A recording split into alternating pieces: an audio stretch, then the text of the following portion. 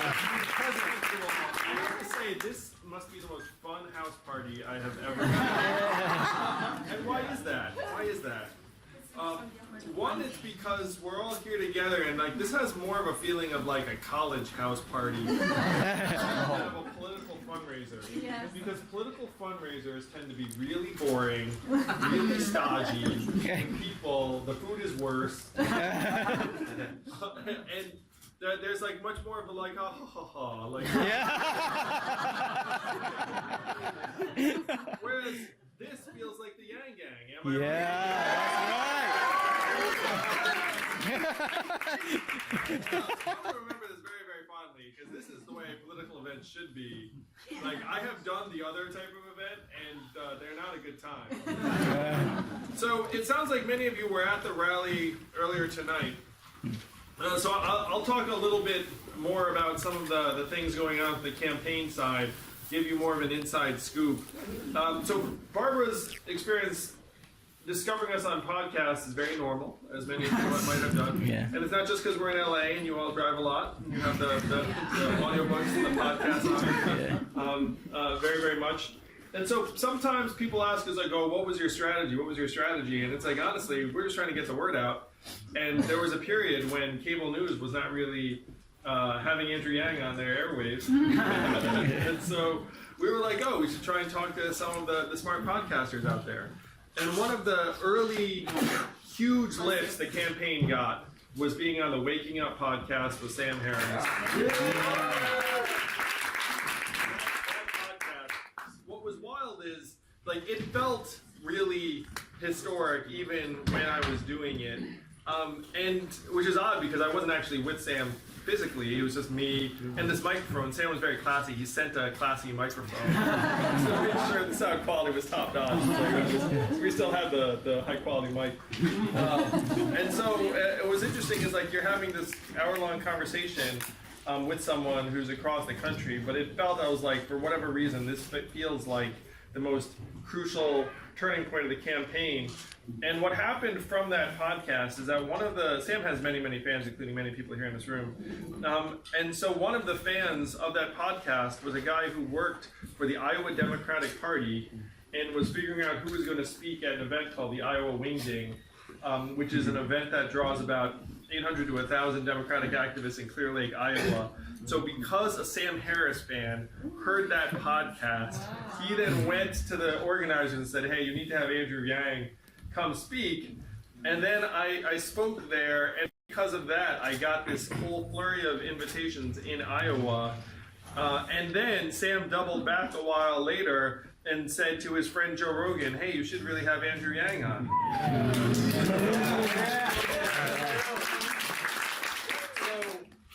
So a lot of people have done a lot of good for this campaign. Certainly the team who's come aboard from early on, and really it's like they joined before there was a Yang Gang, before like it was cool at all. Like it required a very high level of idealism and vision and belief like when they joined. But I'm very, very cognizant of the fact that Sam Harris in particular was like this lever that put us on the map, got us into Iowa, and then brought us to Joe Rogan when it was time for us to really take off. And so since February 12th, which was the day the Joe Rogan podcast, we've raised, as most of you know, over $2 million in increments of only $19 each, where we are next to Bernie Sanders neck and neck for the most grassroots funding.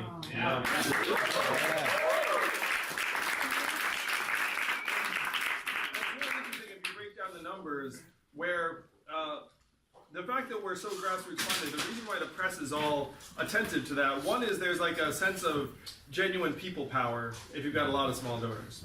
And so someone like Pete Buttigieg, who I know and respect and like, I think he's very, very smart and very sincere. But you do look at it and say, okay, only 64% of his donors are from the $200 or less, which means that he's raising a lot of money from professional fundraisers, like in big dollar amounts. And the reason why people make a big deal out of the high proportion of small donors is that, one, it means that ordinary Americans who can't afford, those crappy, political events. that your support base is more resilient and likely to grow. Because if someone can give 19 bucks, then they can probably give another 20 bucks later. And if someone gives 19 bucks, they can bug their friend to give 10 or $15. And from that, your capacity to grow is much higher. And you can see that actually bearing out in our numbers, where we're past 100,000 donors. So thank you all for that. And when people line up the different candidates, like our individual donor level is one of the top of anyone in the field. Like we have more individual donors than a lot of the folks who've been in the Senate for years, a lot of people who are national politicians. And it speaks to the power of just word of mouth and people listening to podcasts like Barbara did and like passing them around. Like this is truly a movement of the people. It's staggering to behold. You saw it if you went to the rally earlier tonight, where that is not normal shit. I don't know if you guys, you know what I mean? Like none of that is normal. You have like thousands of people for a rally for a candidate. You know, it's like months and months away from the actual election. And it's like a candidate that no one had heard of 3 months ago. And people coming out to that level. That's why Fox was there and NBC and CNN. And then that footage, when it gets translated, people are going to have the same reaction. We're like, that is not normal. What's going on there? And then some of them are going to be like, ooh, I want me some of that. You know, because there's this incredible spirit and idealism that drives this campaign and motivates it. It's staggering to be a part of. And so the growth that's happening, it's mystifying people in the press. And I know this because I talk about it. And they're genuinely just confused. And it's in part because they don't understand the power of ideas and the power of podcasts and the fact that the way we get information now is not from cable news. Yeah. You know what I mean? Yeah. Like there's like a very high degree of skepticism now for many people of cable news and the mainstream media. And I can see exactly why that's taking place because now I'm cool enough where I am on cable news a whole lot. And what is it? You all know the rhythm. It's like, hey, this is Andrew Yang. Here's some footage. Andrew, what about this? Andrew gives like relatively cogent 45-second response. You're like, oh, interesting. What about this? What about that? That's very interesting. When you come back, great. I mean, how many of those segments would I need to do for someone to actually understand what I'm about? Maybe infinite. You can have me on every day and do that, and like no one would know what's going on. Like 1 hour-long conversation with an intelligent human being that you listen to end to end probably does more to genuinely inform you. And a lot of the cable news folks, they even know that they're constrained by their own format, their programming. They're looking at it being like, don't know what to do. But that's the way they need to deliver info. And as someone who's now been on cable news, and I've been on cable news even before this run, but it's a bizarre experience. As I'm just gonna let you guys in on it. You sit there, and they're like looking at notes, and you sit there awkwardly. It's like silent. And then when the camera comes on, it's just like you know, like they spring to life. It's like Disney Pirates of the Caribbean or something. And then you also spring to life. Then it's over, and then they're just like, oh, that was great. Like awkward exchanges with them afterwards. So there's this new way of getting information. There's a new way for ideas to spread. And there's this real sense of institutional erosion / mistrust. And it's something I said in the CNN town hall, it's also in my book, that our institutional confidence is at multi-decade or record lows for just about everything. Like, what's Congress's approval rate? I think it's literally 12%. Yeah. You know, trust in our schools, multi-decade lows, hospitals, multi-decade lows. Unfortunately for the doctors here, sorry, but it's true. Media, multi-decade lows. Like, we're all looking around being like, I don't trust any of this anymore. But you do trust some of the people that you listen to, like, consistently, like Sam, or other folks, like the Freakonomics guys, Stephen Dubner.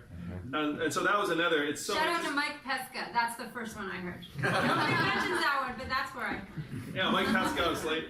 it's really interesting. It's like they're the new soothsayers, they're the new gatekeepers, they're the ones we actually trust, and we trust them to call things out. So most of the media will never see this coming. They're just going to be confused the whole time. And then we're going to march through, and there's going to be polling, and the polling is going to underestimate my support at every stage. Because who do they poll? They poll likely registered voters in a particular category. Who they're not going to poll are the thousands of people who ping our campaign every single day saying, I'm switching my party affiliation to be able to vote for you. Or I'm registering for the first time to vote for you. And a lot of you in this room might resemble this. Yeah. Right? Like you're not getting phone calls being like, hey, you're a likely voter. It's like, like that's not happening. And so whatever the polls say, we know that we actually have significant support beyond that. And the polls are just rising and rising. I'm polling at 3% nationwide as of last week, and that was before the town hall. So I might be at 4 or 5% now. I'm at 3% in Nevada. I haven't been in Nevada in years.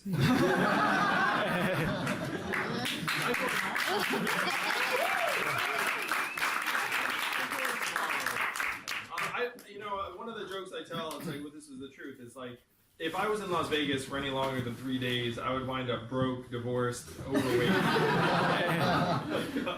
sunburnt, parched.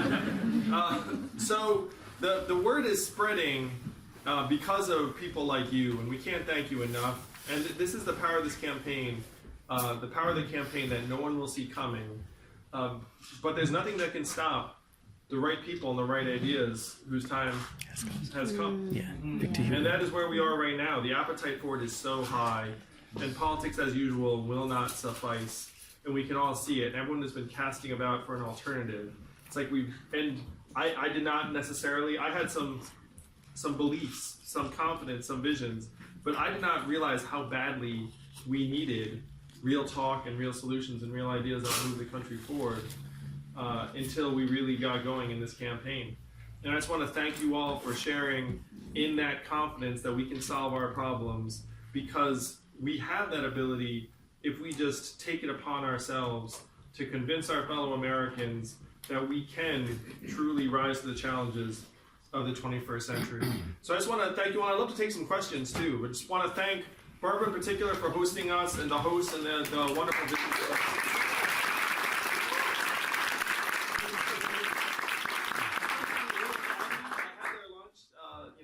Like a number of weeks ago, and it was delicious. Just because, I want to ask a quick question on behalf of some of my friends who asked about the math hats. Could you tell that story? Sure. So we, at some point in the campaign, someone said the opposite of Donald Trump is an Asian man who likes math. And then I started using that as an applause line. It became very raucous, and it was like, wow, there's always kills, especially in the Midwest. And then someone pointed out that math could be an acronym for Make America Think. Harder. Or Make America Think Harder. And then to test it out, we put 500 special edition math hats up for sale, and they sold out in 25 minutes. Yeah. And then we said, okay, I guess people like the math hats. So now we sell thousands of math hats. And the joy is, and many of you own the math hat, is that if you wear the math hat around for a day, the odds are significant that someone will just yell, yeah, yeah, yeah. Yeah. Let us know. But my friends tell me that you should wear the math hat like over the course of a day. Someone will yell, either gang gang or secure the bag. Yeah, question back. Andrew, congratulations on your candidacy, and I'm so thankful that you're pushing something so humanitarian and progressive as the UBI. I came to offer you your campaign 2 things. The first of which is I've been an unskilled minimum wage worker for 17 years. I've been terminated 14 times, 12 in the last 7 years in California, and I've only gotten unemployment 3 times, and I've been denied food stamps and general welfare every single time. So I'm here to give you a testimony of what it's like to be in that industry. I've experienced so much corruption and malfeasance, not only in the workplace, but in using social services. I think you need an emotional testimony to counter the doubt and critique and the concern, quote, how will you prevent people from using this for drugs and alcohol? In the last 9 years, on less than minimum wage, I've run a nonprofit, a business, and a global social movement to end racism called I Don't Know You, But I Love You. So it is possible to take this money and use it for something really good, which is what I know you're suggesting, commerce, and to also train yourself and to do something good for America and to serve the country. The second thing I wanted to offer you is I'm a U.S. 2020 presidential candidate. I wanted to officially endorse your campaign and support your UBI program. I'm Lisa, I Don't Know You, But I Love You Simpson, and I'm running based on the Simpson prophecy 19 years ago that Lisa would win after Donald Trump.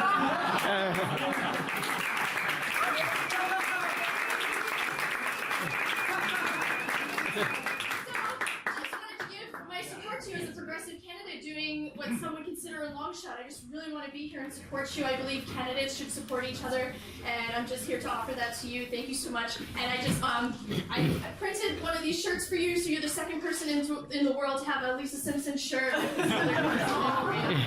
Well, thank you so much.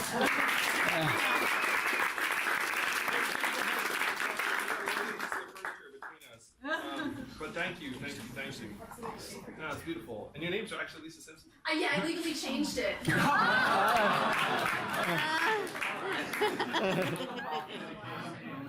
No one's going to be able to beat that. Hi, Andrew. As someone who works in higher education, I wanted to ask your views on, the role of higher education and also this growing crisis we have with student loan debt. Yeah. So what kind of role do you have in higher ed? I work as a counselor there at an institution right here in LA. Oh, that's great. So if you've gone into Andrew Yang deep cuts, you've heard some of my thoughts on this. But college has gone up 250% in price over the last number of years, and it has not gone up 2.5 times in quality, unfortunately.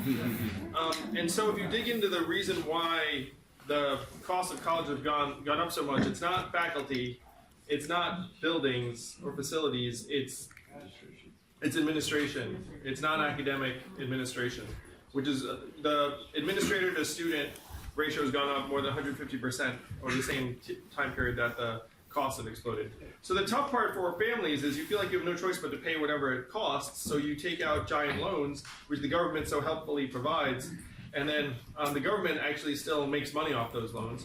And so then the family that now has, each graduate has an average of about $38,000 in debt. And in the aggregate, we're up to 1.5 trillion in debt, up from less than 100 billion in '99. So if you look at that, it's over a 15x increase in 20 years. So that's crazy. And they even sort of saw it coming where they got rid of the escape hatch where you could declare bankruptcy and expunge your student loan debt. So it's like, hey, let's get rid of the escape hatch before we start really sticking it to people. And so now you have this affordability crisis, you have the student loan crisis, and Elizabeth Warren just came out with a proposal to forgive a lot of that student loan debt earlier today, which I agree with. And I've been championing a similar proposal for months now, because if you have 1.5 trillion in school loans, you have to ask yourself, would we prefer that our younger generation, and many older Americans too who have this debt, would we prefer that they get out there and start businesses and start organizations and buy homes and start families? Or do we want them living in their parents' basements, paying off school loans for years and years on end? And I think we'd prefer the former. And then when you say to the American people, say, look, this is a great stimulus of the economy. This is like actually going to go dollar for dollar back into the economy. And many Americans sense that we've let student loan debt get out of hand. So number one is a forgiveness plan for people who have this excessive student loan debt. Number two is you bring down the administrator to student ratio down to some earlier level to try and get the cost down. Number three, you go to young people and say, look, college is not for everyone, and we need to bulk up apprenticeship and job training and technical training. Only 6% of American high school students are in technical training. In Germany, it's 59%. To give you a sense of the gulf. So what is the optimal level? Somewhere between 6 and 59%. But certainly not higher than 6. So those are some of the big moves we have to make. The problem is that colleges have been treated like they're an absolute good. when they're really not for everyone. The 6-year completion rate for college right now is only 59%. 41% of people who are starting college are not finishing within 6 years. A lot of them owe debt on classes that will never lead to a degree. And it's not like the school goes back and forgives those debts. The school's actually already been paid. It's the financial company that then chases the people for debt for years afterwards. Yeah, you've got my sticker on your phone. All right. Because research shapes so many of our policies, and industries influence a lot of those research papers. Do you have any way to limit industry influence on research? What industry are you thinking? Oil, tobacco, things like that. Yeah. Yeah, so I'm all about, one of the nicknames for this campaign is the revolution of reason, and you need good science backing up good policy. My father and my mother met in graduate school at Berkeley. Any Berkeley grads here? I'm sure there are. That's what I thought. I just got rejected.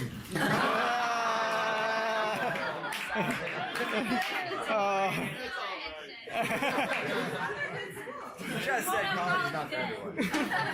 My father generated 69 U.S. patents over his career, so I'm like a huge believer in science.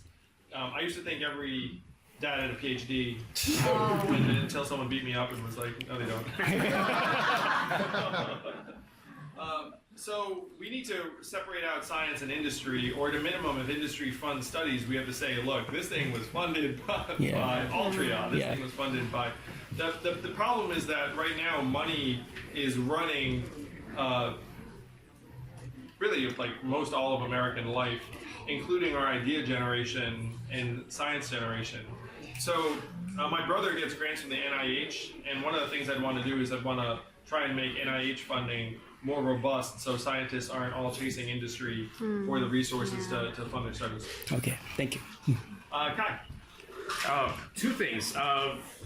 One is I'm offering actually a silent auction. Oh yes, thank you, Kai. So there's a silent auction there for the top bidder. Anyone who wants to donate to the campaign, top bidder gets wine tour up in Napa. I've got access to a couple of wineries there. Happy to take 4 people on me. Just coordinate with me afterward whoever the top bidder is, and one of the bottles is also yours to take home as well. I also have a question as a matter of tactics and strategy. We're hoping for you to win, but in the event you do not, what are second-tier options you would accept, and which would you find unacceptable? Would there be any existing Democratic candidate you would refuse a VP position, or what would be like plan Bs? I mean, in the Silicon Valley, when we talk about pivoting, what would be acceptable and unacceptable pivots for you? Sure. Very reasonable question. Where's anyone who likes wine? That was sober, by the way, but yes. So one of the really interesting scenarios, and this is actually going to be an email I send that the campaign sends out probably tomorrow, is we're going through various scenarios. So there are about 19 Democrats who declared, 20 after Joe gets in on Wednesday. And so one thing that's quite likely is that no candidate is going to have a majority of the delegates, particularly because superdelegates don't get to vote this time until the second round of voting at the convention. So it's going to be a bit of a mess. And so you're going to ride into Milwaukee in July. If it's true that no one has a majority, then it's going to be a contested convention and then a bunch of people are going to have various delegates. So if you imagine, and this is quite likely, because if you have a field of 20, then mathematically it's going to be very hard for someone to get 50%. You know, I mean, that's like the highest vote getter right now is in the 20s. And the people in the 20s, in my opinion, are probably going to go down a little bit. They're not going to go up. It's not going to go like 28 to like 50. So if you go into a contested convention and our campaign continues to grow and achieve its potential, it's possible that I'm one of like the top, let's call it 3 or 4 vote getters. But I also don't get 50% because that would be very, very difficult. And then we ride into Milwaukee, and then what we all determine, it can be a very, very important part of determining, 1, who the nominee is, and 2, what the Democratic Party platform is. And that's very, very achievable for us. Like totally achievable. All we have to do is get a significant number of delegates, pile it up, stay in the race and then show up in walking and be like, here's how we feel. And one of the questions they're going to ask me is like, hey, Andrew, what's it going to take to get you on board? You know, like, what is the spot? And so my threshold as for what posts I would and would not take is I'm passionate about trying to solve the problems that I see that are coming down the pike and picking up steam. And you all know what I see those problems to be. And so if I think I can make meaningful progress in helping us get through these times, then I would take that job. If it's a job that's like, frankly, like just a political job or a job that would not actually move the needle, then I would probably do something else to try and address the challenges of this day. Because I really dislike Washington, D.C. as a city. It would take like an extraordinarily impactful role to get me to move there. I'm not someone who's like, ooh, if all I can get like some, like, no, that town is not my town. And in terms of the Veep spot, one of the fun things again is I've met now most of the other candidates. I'm going to meet the others, and there is truly a chemistry thing where it's like, you know, if I were to get on board with an administration, I need to genuinely like and admire that person and feel like I'd have a real role to play. Because the last thing you want is like a real life Veep situation. I don't want to watch that show enough to know, but I get a sense. So like, you know, but you can probably tell, like I have very low interest in like a political career intrinsically. Like I'm a problem solver who wants to get the job done, and if you tell me like I don't win but someone else wants to genuinely work with me to solve the problems and wants to empower me, then I would jump on that. Anything failing that, then there are other things I can do to help solve the problems. Okay. What realistic number do you see your value-added tax being passed on to the consumer to the point that it eats away into their dividend? And secondly, how would you put safeguards in place for something like landlords and housing not to just jack up their rents $1,000 as soon as it's implemented? Yeah. So to the first, the ballpark number we're working with is a value-added tax at half the European level. A 10% value-added tax generates $800 billion in new revenue plus, which combined with economic growth, cost savings, value gains from having a stronger veterinary population, makes it essentially deficit neutral. Now, a 10% value-added tax would be too high on some things. You know, it's like you don't want to increase the cost of consumer staples by 10% across the board. So you would probably exempt certain consumer staples. Let's call them diapers. Something along those lines. And then certain things you'd be like, ooh, I think they can afford this. Let's call it yachts. Like rocket engines. Yeah. You know, like things you can do. But if you have a baseline at half the European level, that's like a ballpark where it generates enough revenue to be extraordinarily helpful in rebalancing the economy. In terms of landlords, if you all think about it, so you all live in LA, and LA is a distinct market for this, but I'm very confident that having $1,000 in portable income would make you more mobile, not less, particularly when pooled with other people, because one of the fun things about it is that, you know, if you have a few friends, which all of you do, and you look at it and say, you know what, we're each getting $1,000, that's like $4,000 a month. Like, and so then if your landlord's like, oh, I'm gonna stick it to you, you'd be like, you know what, I think we might be able to do something a little different here. I think the four of us could you know, rent someplace together, or maybe even like pick up like a fixer-upper type house. Like, it makes everything more mobile and dynamic. And it makes it so that if a landlord does decide to stick it to you, you're going to be more able to make an adjustment. Now, that said, there are issues with the levels of affordable housing in various markets, including this one. And a lot of that is because of zoning regs that make it hard. And there are limited, I mean, there are some things the federal government can do.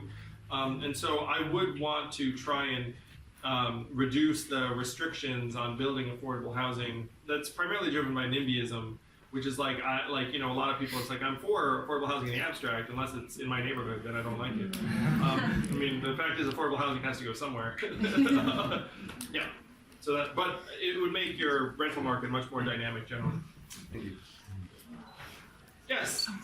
About the UBI, I'm curious about why just let it be spent on anything instead of reinforcing smaller businesses, local wellness, giving people the ability to choose to invest in their lifelong learning, their betterment, instead of it going to Chinese goods and the rest of it. Like housing, I'm cool for, but the basics, including the stuff that helps us become more informed, better citizens, more active in our health, more active in our learning, our participation. Yeah, we all have slightly differing views on what like the optimal use of those funds would be, and so I think that Americans are best situated to determine for themselves, and that no matter what list I came up with, like there would be certain people that would be ill served by whatever that list is. I certainly have my ideas as to what you want to spend the money on. I will say that one thing that just came out recently is that South Korea is giving universal basic income to 170,000 young people, but it is what he just described, which is that it can only be spent in local businesses in the province. It's like a special new local currency that they came up with. And I think that's really cool. Because one of the things that happens to us is we're talking about like, oh, champion small business, but then we all just go use Amazon, you know what I mean? And we know that we like the small business, but it's Amazon, it's easier. You get like 5 things at once. And so if you created a currency that only could be used in small businesses in a community, then that could be really empowering and dramatic. And so those are the kinds of things I would like to pilot and experiment with, which would be like currencies that are actually tailored for certain things. But I do think having a laundry list of like acceptable uses is probably a bridge too far, and would end up having negative effects. Yes, one last question. My man with the yes. Oh, thanks. Amazingly, my name is Kai as well, so you really threw me for a loop. I have somewhat of an insider, like, just bit of info on this, and I'm dying to get your take on it, because I'm in the middle of your book right now, which is fantastic, The War on Normal People by Andrew Yang. Go pick it up, it's amazing. And I'm not getting it. Oh yeah, we're all getting it. Oh, forgot.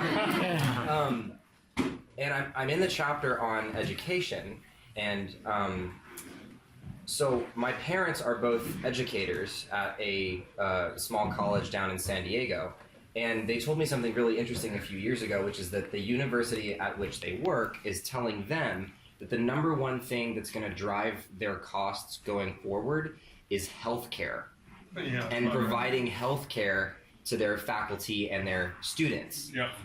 So I'm wondering if you saw any of that in your research for the book, or if that is covered under the definition of administrative costs, which is what you detail. And this actually makes me super excited for the issue, because for me, I'm just like, well, if we get healthcare off the backs of Americans, then it's easier for our universities. It's like a double whammy. Take it away. If you talk to all sorts of organizations, they're petrified about the cost of health care insurance for their employees, where it comes to literally thousands, in some cases tens of thousands of dollars per employee and per family. And so it paralyzes hiring, because you know they're going to hire fewer people. And so healthcare is, at this point, like a hidden tax on a lot of economic activity in this country. And if we can get out from under that tax, we can unlock a lot of dynamism, value, and get the cost of education down, because when you talk about administrators, I mean, what are you talking about? You're talking about salary and benefits, and the benefit cost keeps on going up. So I'm happy to say I think the insurance companies have overplayed their hand. They've gone a little too far. A little bit, finally. And the American people are looking up being like, this cannot work. I have a friend who's a healthcare investor, and she said she has never seen profiteering at this level in the industry in all of her days of investing. She was like, I cannot even believe these numbers. They're so bananas. And so she said to me, I want to short all of these stocks because there's no way this can go on. And I'm going to short these stocks, and I'm going to donate to your campaign so you can end up bringing these companies down and rationalizing the numbers. So right now, if you look at the chain, the university is getting gouged by the health insurers and then sticking it to their own students and the families because they're like passing along these elevated prices. So what we have to do is we have to go and unravel the knot that is the healthcare system and the costs, and then make it so that, you know, like organizations have more rational costs down the line. But if my friend who's a professional investor said this, I was like, oh, it must be it must be very, very extreme. And she was indignant about it. She's like a professional investor who likes to make money, and she was like, I've never seen anything like this. And she thought it was like her patriotic duty to bet against these companies. And I'm going to make that bet pay off for her because I cannot wait to stick it to these companies.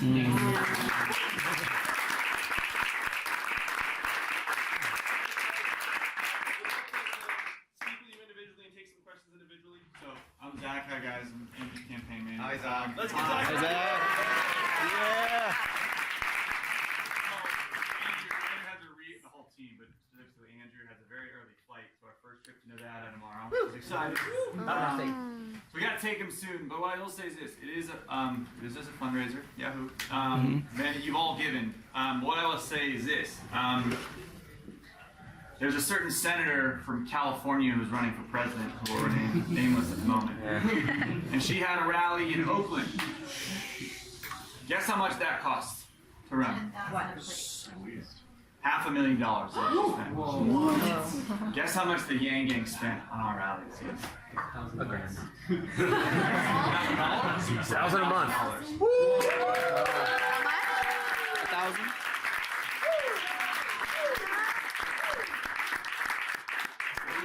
What we are doing and what we're building is so remarkable on so many different levels. It is powered by people.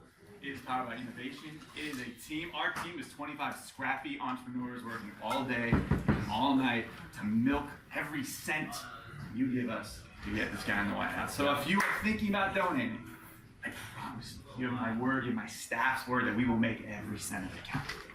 So thank you. If you can give, you can commit a friend to give. Everything is super helpful. But from the bottom of my heart and Andrew's heart, thank you for being here. This is amazing.